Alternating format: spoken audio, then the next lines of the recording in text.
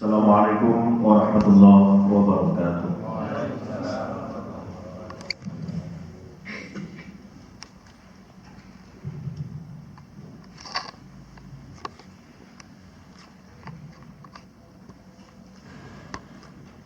Allahu Akbar,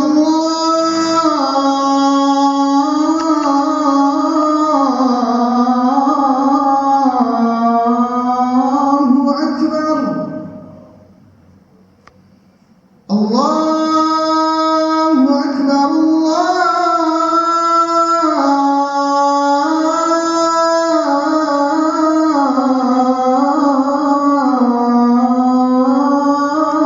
Akbar, Ashhadu an la ilaha illallah.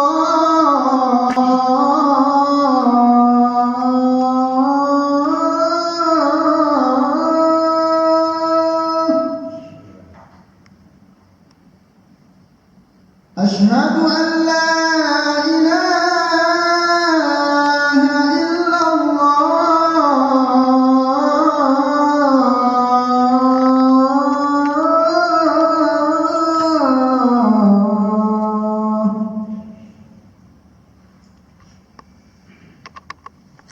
Ashhadu anna Muhammadar Rasulullah.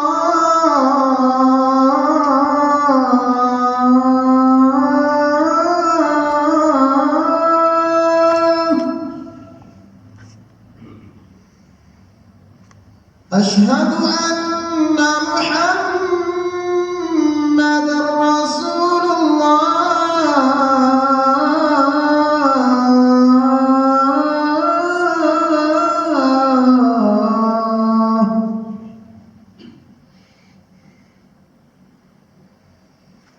Hayya 'alas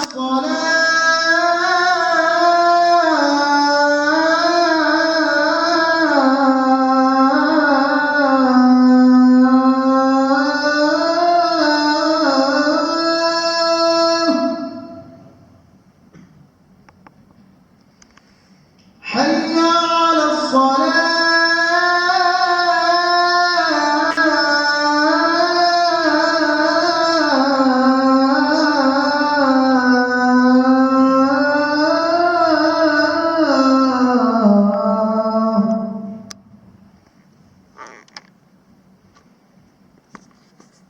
حي على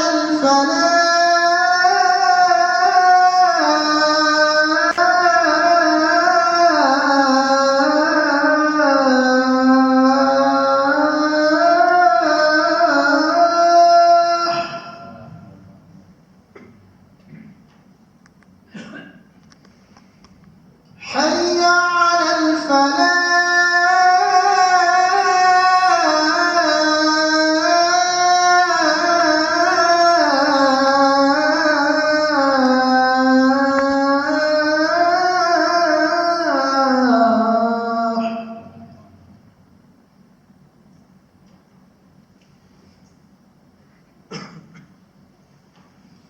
Allahu Akbar,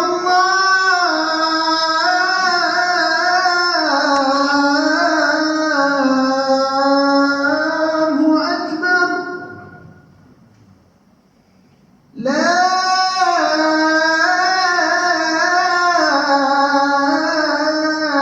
ilaha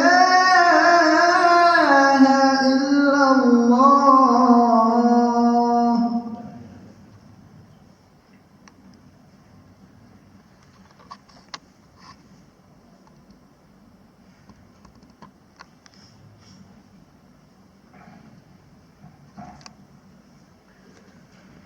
Alhamdulillahirabbil alamin wa bihi nasta'in ala umuri dunya waddin.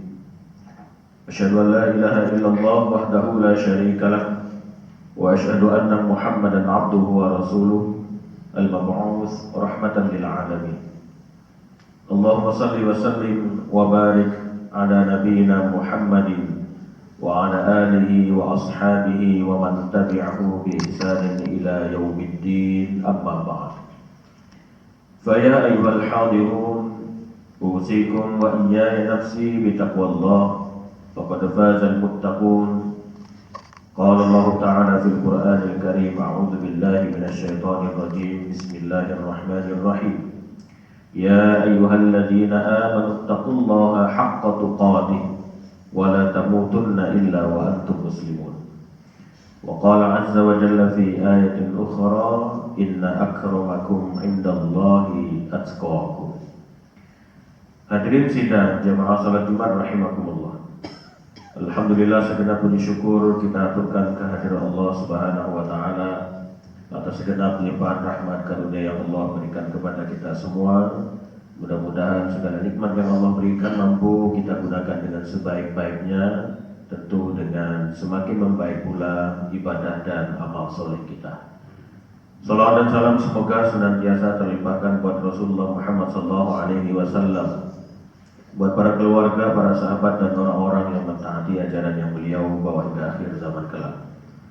Selanjutnya melalui mimbar ini khatib berwasiat terkhusus buat diri khatib sendiri dan bagi kita semua. Mari senantiasa kita meningkatkan kemuliaan kita, tentunya dengan meningkatkan ketakwaan kita. Inna akramakum indallahi atqakum, kata Allah, yang paling mulia di antara kalian adalah yang paling bertakwa. Hadirin sidang jemaah Jumat rahimakumullah. Dalam kesempatan khutbah Jumat kali ini, tentu waktu yang tidak begitu panjang, izinkan khatib secara umum menyampaikan berkaitan dengan tema tren kemaksiatan kekinian. Satu pekan yang lalu bertepatan dengan hari Jumat, khatib sebagai juga salah seorang narasumber pada kegiatan kuliah umum yang dilaksanakan dengan tema tren problematika hukum keluarga Islam di pengadilan agama. Salah satu narasumber lainnya adalah hakim di pengadilan agama dan hakim wakil ketua pengadilan agama di Kota Kediri. Salah satu informasi yang menarik yang kami dapatkan berkaitan dengan informasi dari wakil ketua pengadilan agama tersebut adalah bahwa ada tren problematika hukum keluarga Islam saat ini yang banyak terjadi di pengadilan agama. Di antara banyak kasus yang ditangani itu adalah terkait dengan dispensasi nikah, artinya adalah pengajuan izin menikah lebih awal dari batas waktu minimal yang ditentukan, yang sekarang batas minimalnya adalah 19 tahun baik laki-laki maupun perempuan. Yang kedua adalah masalah cerai gugat yang diajukan oleh pihak istri. Khatib ingin mengutip apa yang beliau sampaikan itu, dan ternyata berkaitan dengan persoalan dispensasi nikah itu ternyata 95% itu terjadi atau pengajuan dispensasi nikah itu diajukan oleh mereka yang sudah melakukan pergaulan atau seks sebelum menikah di bawah umur lagi dan sudah terjadi kehamilan di luar nikah. 5%-nya mereka yang sudah melakukan tetapi memang tidak terjadi kehamilan. Dari 100% yang sekian itu tadi, ada 3 fenomena lagi yang baru. Kalau yang tadi ini mungkin karena pacaran yang berbablas dan seterusnya itu, tetapi ada 3% di antaranya tidak melalui pacaran yang sebagaimana saat ini seolah-olah sebagai suami dan istri. Tetapi tren yang ada yang muncul saat ini itu juga adalah tren hanya perkenalan mendadak itu sudah lanjut dengan melakukan hubungan seksual. Misalnya menurut beliau adalah ketika seseorang perempuan misalnya masih muda ketemu dengan orang yang sedang berkendara laki-laki, maka mungkin selama masih muda kemudian di stop, diajak barengan, jalan bareng, padahal baru berkenalan pada saat itu, kemudian langsung dilanjut dengan hubungan seksual. Dan itu sudah tren beberapa, 3% di antaranya sudah ada yang mengajukan dispensasi nikah. Ternyata alasannya di antaranya trennya sedemikian rupa. Mereka merasa bangga kalau sudah pernah melakukan hubungan seksual. Ini sungguh perilaku yang luar biasa, penyakit dan sampah masyarakat yang sedemikian rupa. Itu terjadi. Jadi seolah-olah tren kemaksiatan yang pertama ini menganggap biasa pergaulan bebas. Dia biasa saja. Yang kedua, terkait dengan cerai gugat. Itu juga ada beberapa kasus yang meningkat berkaitan dengan cerai gugat, tetapi ada tren yang mulai ditemukan di pengadilan-pengadilan agama itu adalah pengajuan cerai gugat dari pihak istri di pengadilan agama yang awalnya dimulai dari perselingkuhan suami. Namun mohon maaf, ternyata perselingkuhannya itu dengan sesama laki-laki. Jadi suami berselingkuh, tetapi itu berselingkuh dengan sesama laki-laki. Itu terjadi. Itu dilakukan oleh orang Muslim karena mengajukan cerai gugatnya itu di pengadilan agama, yang memang itu di antara fasilitas negara untuk bagi agama atau umat beragama Islam. Dan itu sudah dianggap hal yang biasa. Pergaulan atau hubungan sesama jenis itu juga sudah mulai menjadi tren yang masuk ke dalam tubuh umat Islam. Kemudian berkaitan atau perkara dengan cerai gugat ini, berkaitan dengan cerai gugat ini, itu juga ada satu kasus yang juga membuat kaget, dan ini ada yang namanya, mohon maaf, si istri itu sudah tidak kuat karena suaminya sering mengajaknya bertukar pasangan. Dan mohon maaf, ternyata kalau dari tampilan luar, entahkan ini hanya untuk menutup diri dan lain sebagainya, baik laki-laki atau perempuannya itu, suami dan istri yang dihadirkan ke pengadilan agama itu, secara berpakaian dan penampilannya itu luar biasa terlihat syar'inya atau terlihat islaminya dalam tanda petik. Tetapi ternyata si istri mengaku sudah selama 10 tahun itu diajak oleh suaminya untuk bertukar pasangan, dan itu terjadi di Tretes. Sering mereka melakukan hal yang sedemikian rupa. Bisa jadi mungkin pakaian-pakaian atau penampilan itu hanya sekedar pengelabuan dari tabiat-tabiat buruk itu tadi. Ini tren yang kemaksiatan yang tampaknya mulai terjadi di negara kita, dan bahkan itu menjangkiti umat-umat Islam yang ada di Indonesia. Nah, kalau dilihat dari penyebab-penyebabnya, tentu banyak sekali penyebab-penyebabnya. Tetapi kalau kita melihat beberapa literatur, boleh dikatakan prosentase yang besar penyebab terjadinya model-model kemaksiatan yang sedemikian rupa itu diantaranya adalah penggunaan teknologi atau kemajuan teknologi yang pesat saat ini, tetapi tidak digunakan dengan sebaik-baiknya.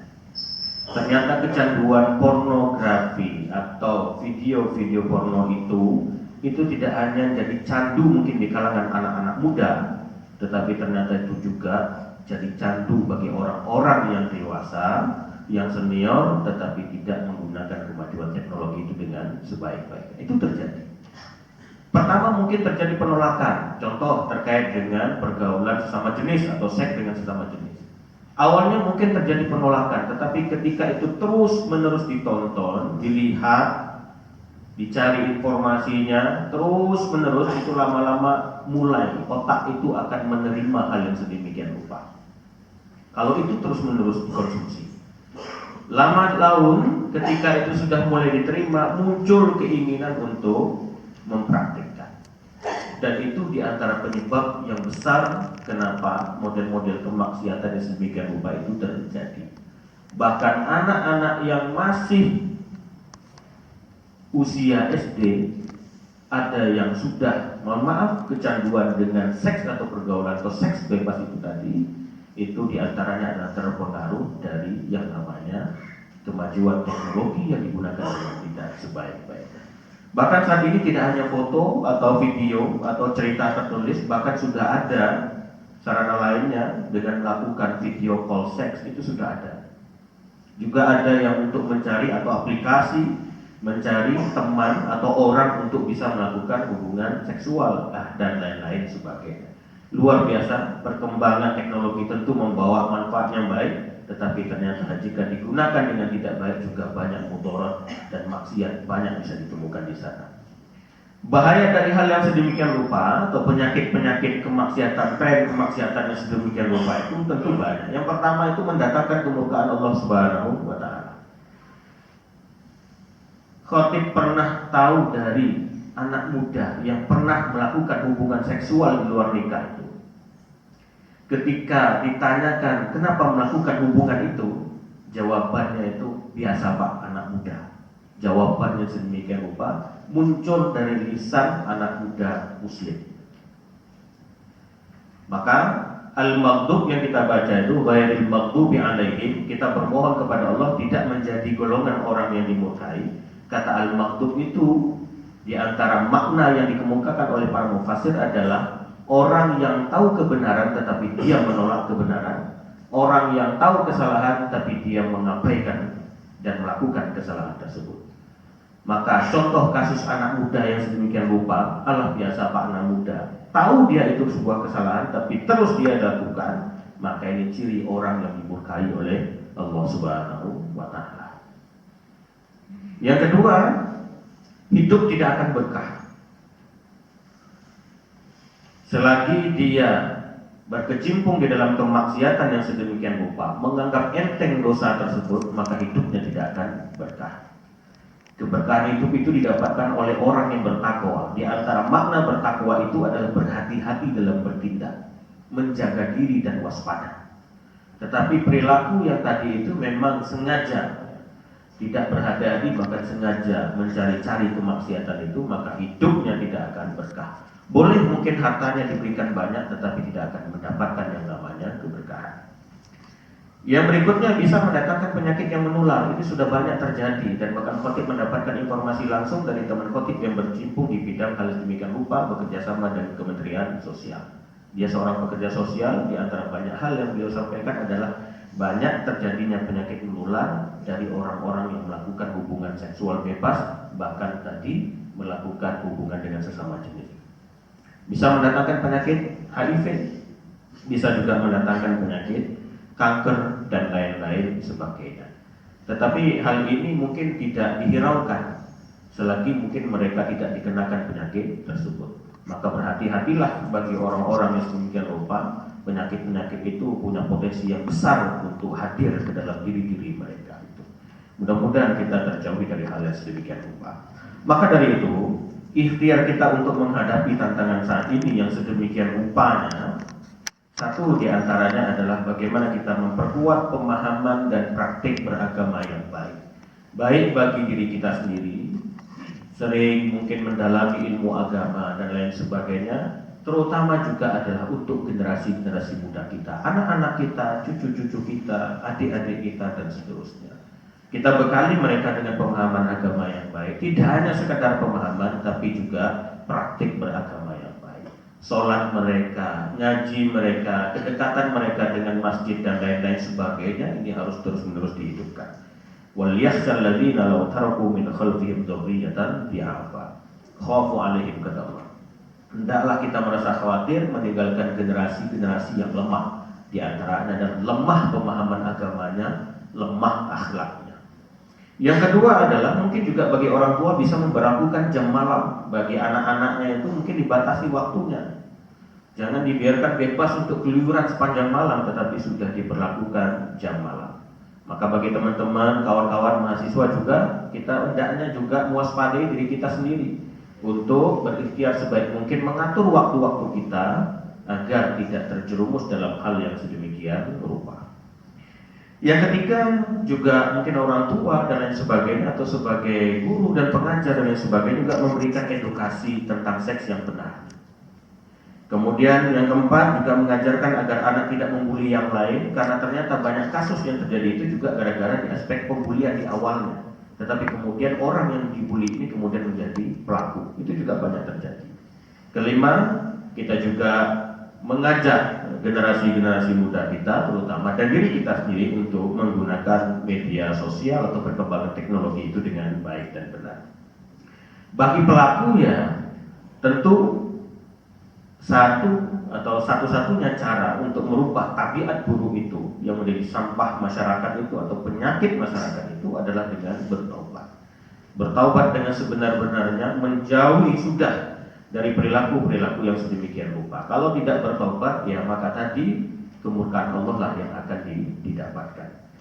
Kemudian bagi penguasa, tampaknya memang di negara kita ada bagian-bagian yang masih kekosongan hukum terkait dengan hal yang sedemikian rupa. Maka sebetulnya di antara cara yang bagus dalam menekan hal-hal yang sedemikian rupa adalah adanya aturan-aturan yang berkaitan dengan perkara-perkara terkait atau perilaku-perilaku tren kemaksiatan atau seks bebas yang sebagaimana disampaikan tadi itu. Maka menerapkan hukum dan sanksi yang bisa menyebabkan jerah pada pelaku-pelakunya dan juga bagi orang lain itu penting. Karena bisa saja mungkin dimasukkan dalam tindak pidana misalnya atau dan lain-lain sebagainya.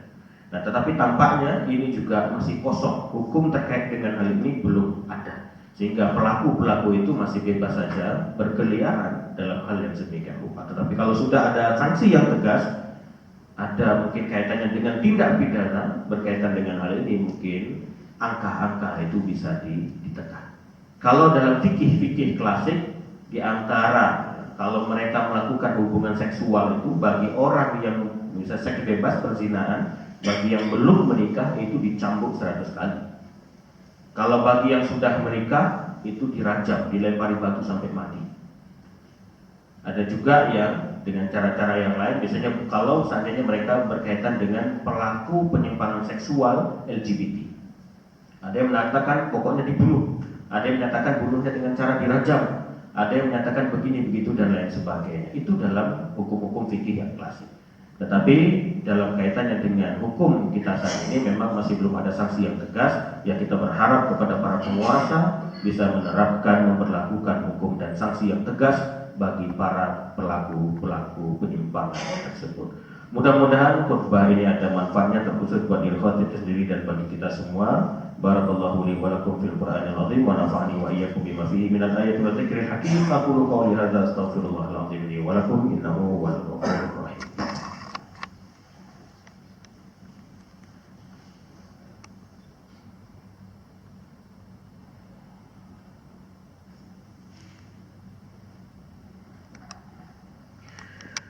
Alhamdulillah, asyhadu an la ilaha illallah wa asyhadu anna Muhammadar Rasulullah. Allahumma shalli wa sallim wa barik ala Rasulillah wa ala alihi wa ashabihi wa man wala, la haula wa la quwwata illa billah, amma ba'd. Fa ya ayyuhal hadirun usikum wa iyaya nafsi bi taqwallah faqad fazal muttaqun. Qala Allah Ta'ala fil Qur'anil Karim, a'udzu billahi minasy syaithanir rajim. Bismillahirrahmanirrahim. Ya ayyuhalladzina amanu taqullaha wal tanzur nafsum ma qaddamat lighad wattaqullaha innallaha khabirum bima ta'malun. Wa qala 'azza wa jalla fi ayatin ukhra innallaha wa malaikatahu yusholluna 'alan nabi ya ayyuhalladzina amanu shallu 'alaihi wa sallimu taslima. Allahumma shalli 'ala Muhammad wa 'ala ali Muhammad kama shallaita 'ala Ibrahim wa 'ala ali Ibrahim wa barik 'ala Muhammad wa 'ala ali Muhammad kama barakta 'ala Ibrahim wa 'ala ali Ibrahim innaka Hamidum Majid walhamdulillahi rabbil alamin. Allahumma ighfir lana dhunubana wa liwalidina warhamhum kama rabbawna shighara wa li jami'il mu'minina wal mu'minat wal muslimina wal muslimat al ahya'i minhum wal amwat. Allahumma inna nas'aluka al-huda wat tuqa wal 'afafa wal ghina. Allahumma a'inna 'ala dzikrika wa syukrika wa husni ibadatik.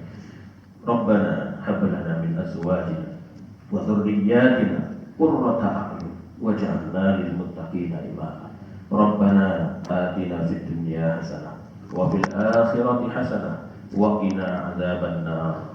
Wa sallallahu ala nabiyyina Muhammadin wa ala alihi wa ashabihi wa ummatihi wa sallama tasliman katsira walhamdulillahi rabbil alamin. Ibadallah, innallaha ya'muru bil 'adli wal ihsan wa ita'i dzil qurba wa yanha 'anil fahsya'i wal munkari wal baghi ya'idukum la'allakum tadhakkarun wa la dzikrullahi akbar. Aqimus shalah.